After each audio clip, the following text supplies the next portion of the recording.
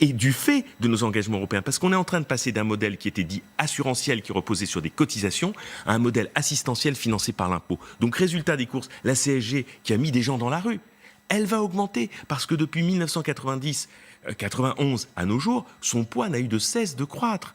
Et si, tout comme on avait dit, la CRDS qui devait se réduire et disparaître, c'était l'impôt Juppé, enfin la cotisation Juppé, qui est toujours là. Tout était censé être provisoire, Oui. d'ailleurs. CSG, CRDS... Tout ça, en réalité, c'est dû à deux choses. C'est-à-dire qu'on ne peut pas regarder que l'impôt si on veut s'intéresser à la question de la fiscalité de l'État. En réalité, il y a une première chose qui n'a pas été faite et qui est laissée sous le tapis depuis des années, c'est la réforme de l'État. En réformant l'État, en réalité, on réduit le millefeuille territorial, on réduit les doublons, et donc de façon mécanique, on réduit les dépenses de l'État. Donc ça, c'est la première chose qu'on devrait faire. Et puis, avec des taux à moins de zéro, à un moment, il faudrait que l'État aussi se pose la question de l'investissement, notamment dans des industries, l'industrie, par exemple, écologique, qui permettrait justement de créer des emplois. Ça, c'est la première chose. Et de l'autre côté, il y a la réforme de la fiscalité. Il faut arrêter de penser avec l'ancien monde. C'est-à-dire que penser simplement le basculement d'une TVA plus haute ou moins haute, non. Par contre, penser une TVA qui nous permettrait justement de protéger notre industrie, par exemple avec une TVA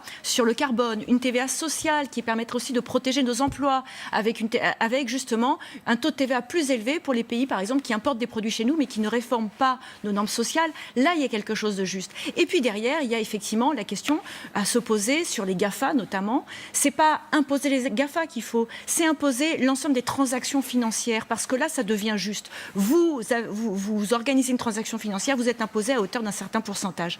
1% d'imposition des transactions financières, ça équivaut à l'ensemble des ressources de l'État aujourd'hui. Roland Carroll. Moi, j'aimerais que les politiques